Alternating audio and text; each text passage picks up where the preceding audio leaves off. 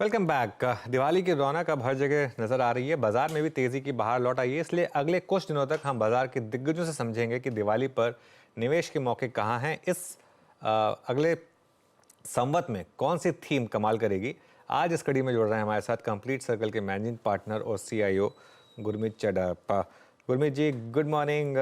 सबसे पहले तो दिवाली से पहले आपको एक फेस्टिव सीजन की बहुत बहुत शुभकामनाएं। बताइए, इस बार क्या मूड माहौल लग रहा है आपको? अ, अनुज कंस्ट्रक्टिव है। मुझे लगता है थोड़ा सा मार्केट में एक रिएक्शन आया जब 10 ईयर यूएस का करीबन 5% गया। एक तो पैसा मूव हुआ, हमने देखा पिछले 8-9 दिनों में लगभग 30,000 करोड़ की सेलिंग हुई एफआईआईज की, और ये इंडिया स्पेसिफिक नहीं थी, ये ग्लोबल होता है। और उसका कारण है, जब भी रिस्क फ्री एसेट 5% क्रॉस किया है तो फ्लाइट ऑफ कैपिटल होता है। और थोड़ा सा एक कंसर्न आया मार्केट को कि 2007 में जब ये 5% क्रॉस हुआ था तो ग्रेट फाइनेंशियल क्राइसिस हुआ था, और कि यूएस में वापस से राइजिंग डेट की वजह से या कोई क्रेडिट इवेंट हो सकता है, ये थोड़ा सा फ्लाइट टू सेफ्टी था। उसके अलावा जियोपॉलिटिकल सिचुएशंस का भी थोड़ा सा रोल था। बट जैसे जैसे अभी यील्ड नीचे आ रहा है, करीबन 4.50 के आसपास का यील्ड आ गया है, 50 पिप्स ड्रॉप हुआ है। हमने देखा है कि थोड़ा सा सेलिंग भी कम हुई है, और थोड़ी सी एक relief rally across equity markets आई है। बस दो दो चीजों का ध्यान रखना है कि अगर बहुत सीरियस डिटेरियोरेशन होता है ग्रोथ में यूएस इकोनॉमी की, तो वो थोड़ा शॉर्ट टर्म नेगेटिव हो सकता है। तो अगर थोड़ा सॉफ्ट लैंडिंग हो, क्योंकि फेड ने रिसेशन वर्ड हटा दिया है अपनी अपनी कमेंट्री में इस बार, तो अगर इकोनॉमी थोड़ा सा सॉफ्ट लैंड करती है तो मुझे लगता है कि चीजें इतना टर्बुलेंट नहीं होंगी।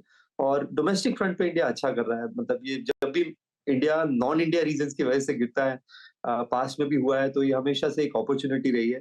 तो अच्छा लग रहा है, लॉन्ग फेस्टिव सीजन है, नंबर्स अच्छे आ रहे हैं। आप जीडीपी के आंकड़े देखिए, आईपी नंबर्स देखिए, एक परफेक्ट गोल्डी लॉक्स है जिसके बारे में हमने पहले चर्चा करी थी, कि जिसे हम कहते हैं not too hot not too cold. तो थोड़ा सा बस वैल्यूएशंस को लेके रीजनेबल रहना है, बट ये क्वार्टर मुझे लगता है काफी स्ट्रॉन्ग अर्निंग्स आएगा जो जनवरी में रिफ्लेक्ट करेगा। ओके, चलिए तो इस अर्निंग सीजन को या इस फेस्टिव सीजन को फिर कैसे अप्रोच करें? आपकी इस समय की टॉप पिक्स क्या होंगी गुरमीत जी? सो अनुज, मुझे कैपिटल गुड्स सेक्टर बहुत अच्छा लग रहा है। मैंने एल&टी की कमेंट्री देखी तो डोमेस्टिक ऑर्डर बुक तो स्ट्रांग है ही है। इंटरनेशनल ऑर्डर बुक भी बढ़ेगी जैसे जैसे ऑयल $85-90 आता है। हमने देखा है कि मिडिल ईस्ट से ऑर्डर्स आते हैं। उसके अलावा उनकी जो प्राइवेट सेक्टर से ऑर्डर बुक है, उसमें उसमें बढ़ोतरी है, जो कि पिन पॉइंट कर रहा है कि हम एक अच्छी इन्वेस्टमेंट साइकिल में है। तो ये स्पेस बहुत बहुत अच्छी लगती है। मैं इसमें डिजिटल इंफ्रास्ट्रक्चर भी इंक्लूड करता हूँ। तो जैसे तेजस नेटवर्क्स है, काफ़ी चीज़ें ये हमें पसंद है।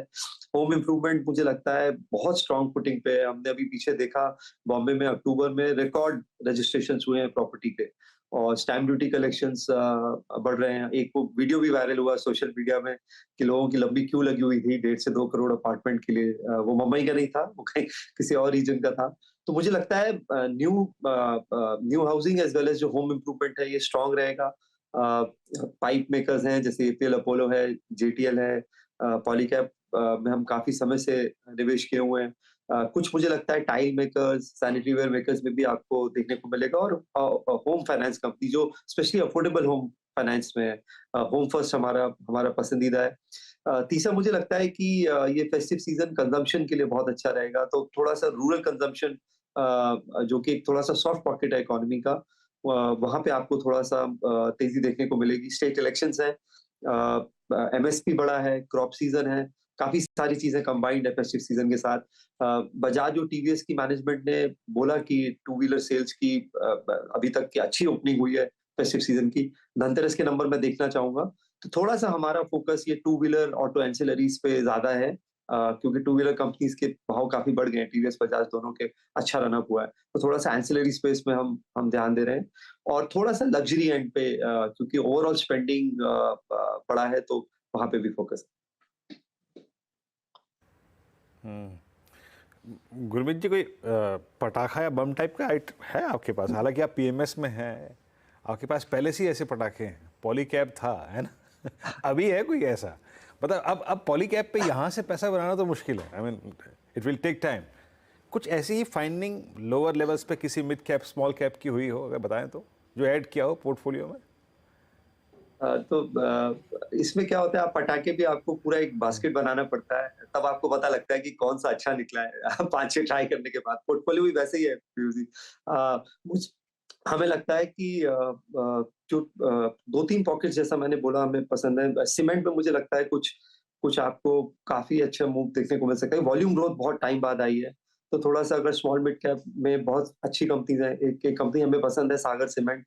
रिप्लेसमेंट कॉस्ट के भी नीचे है, लगभग $45 पर टन पे है। लोएस्ट कॉस्ट प्रोड्यूसर है साउथ में। आंध्र सीमेंट एक्वायर करने के बाद लगभग 11 मिलियन टन्स का कैपेसिटी है उनका। अभी पीछे हमने जो डील्स हुई हैं करीबन $100 पर टन की हुई हैं, तो ये हाफ ऑफ दैट पे अवेलेबल है और टर्न अराउंड स्टोरी है। कुछ जैसा हमने बोला एक एक पाइप कंपनी है, हमें अच्छी लगती है, चंडीगढ़ बेस्ड है, जिसको हम इवैल्यूएट कर रहे हैं। एपीएल अपोलो की लीग में है। मार्जिन्स एबिटा पर टन उनका काफ़ी अच्छा है। गैल्वेनाइज्ड स्ट्रक्चर्ड पाइप्स में है और वैल्यू एडेड सेगमेंट में बढ़ रहे हैं। और उसके अलावा कुछ कंज्यूमर स्पेस में हमें जैसा हमने बोला अच्छा लगता है। कुछ एक ज़ोमैटो के नतीजे बहुत अच्छे लगे। मैं उसको भी पटाखा नहीं बोलूँगा, बट कंट्रीब्यूशन मार्जिन बढ़ रहा है, ग्रॉस ऑर्डर वैल्यू बढ़ रहा है और जो रिपीट कस्टमर्स हैं, फ्रीक्वेंसी ऑफ ऑर्डर्स और रिपीट कस्टमर्स दोनों बढ़ रहे हैं। अच्छा इंडिकेशन है। तो अगर ये क्विक कॉमर्स बिज़नेस को अगर क्वार्टर 1 में नेक्स्ट ईयर के टर्न अराउंड कर देते हैं, एबिटा ब्रेक इवन करते हैं, तो स्टॉक स्टॉक अच्छा कर सकता है। तो ये एक हमें न्यू एज बिज़नेस है जिसको हम ट्रैक कर रहे हैं। हमने इन्वेस्ट नहीं किया है, मैं डिस्क्लेमर देना चाहूँगा। But of all the new age businesses ये एक हमें अच्छा लग रहा है। और डिजिटल इंफ्रास्ट्रक्चर थीम जैसा मैंने बोला, मुझे लगता है कि इंडिया काफ़ी लीड कर रहा है और मैन्युफैक्चरिंग मुझे लगता है कि हर डेकेड में जी एक एक नया लीडर होता है। हमने देखा कि 90s में Tata steel, ACC old economy stocks थे। 2003-7 में इंफ्रा था, फिर बैंक्स आए, फिर आईटी आया। मुझे लगता है ये वाला डेकेड मैन्युफैक्चरिंग का है। तो अगर आप सही तरीके से इसको बकेट करते हैं, ऑटो है, टेक्सटाइल्स है, डिजिटल इंफ्रा है, डिफेंस है, मुझे लगता है काफ़ी मल्टी बैगर्स इस स्पेस में देखने को मिलेंगे। ओके। अच्छा चलिए अब आते हैं एक और स्पेस पे जहाँ पे डेडिकेटेड प्रश्न होगा। मतलब अब आपने यूएस को देखा, आई मीन पिछले 20 दिन 25 दिन में यूएस मार्केट के को देखा, आई मीन डाउन स्विंग, उसके बाद पुल बैक, फेड के निर्णय को देखा। अब इससे संबंधित मैं अपना प्रश्न यही पूछूंगा, आईटी अर्निंग सीजन को भी आपने देख लिया, लेकिन एक क्लियर डाइवर्जन नजर आया है, price pattern of mid cap IT, large cap IT. Post earnings आप लोगों ने मिड कैप आईटी में कुछ अगर ऐड किया हो तो बताइए, क्या है वो स्टॉक, कौन सा स्टॉक है वो?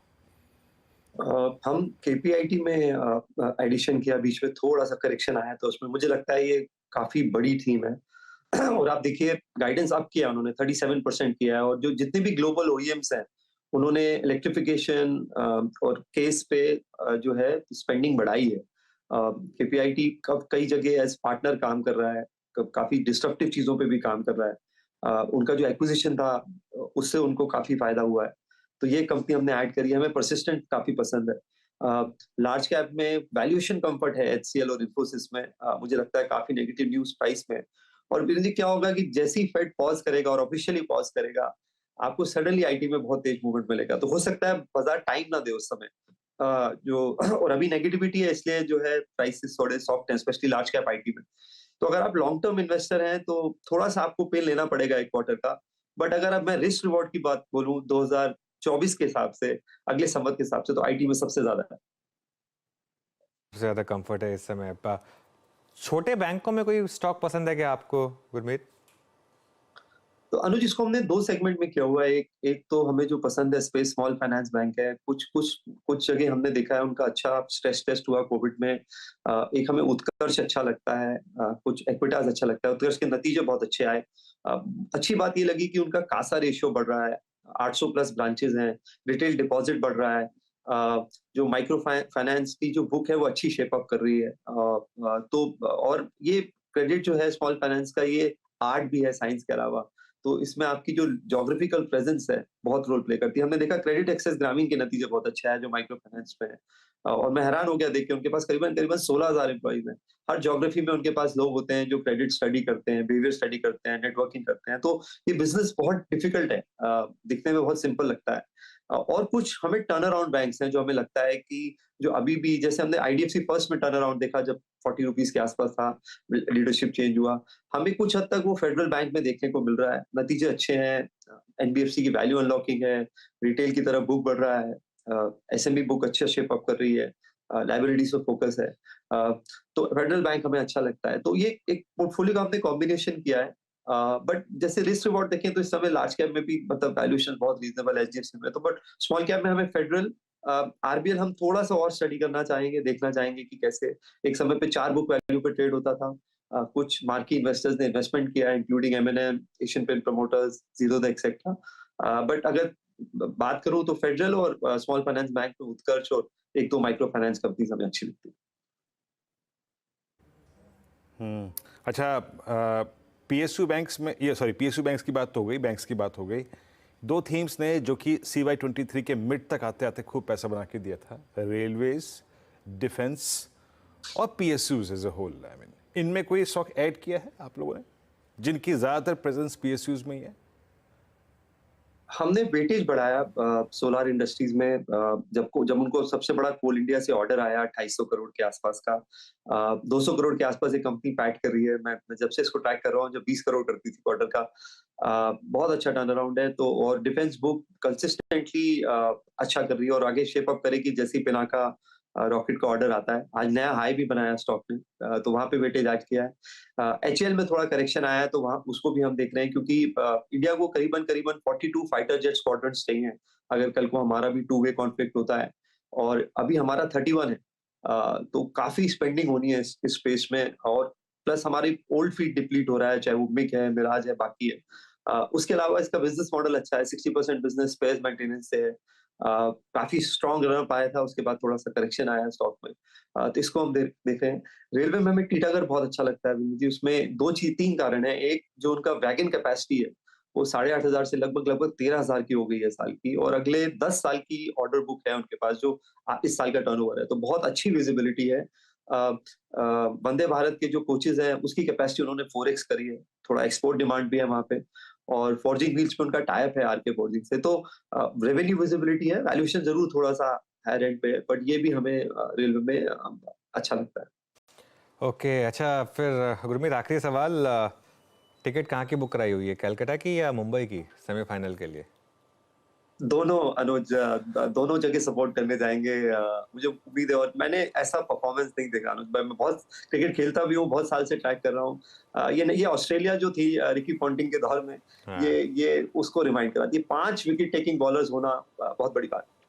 बिल्कुल, यही उम्मीद करेंगे कि और अहमदाबाद की टिकट बुक करानी हो हमें, और वहाँ से भी जीत के आएँ। तो खैर गुरमीत, बहुत बहुत शुक्रिया आज हमारे साथ जुड़ने के लिए, और आपको फिर से दिवाली की बहुत बहुत शुभकामनाएं। Thank you Anuj, thank you. चलिए फिर इस अच्छे नोट पर इस शो को एंड करेंगे। वीरू और मैं आपसे विदा लेंगे, और नीरज जी आ गए स्टूडियो में। Neeraj ji, good morning. बता दें कि मनी कंट्रोल पर दिए गए विचार एक्सपर्ट्स के अपने निजी विचार होते हैं।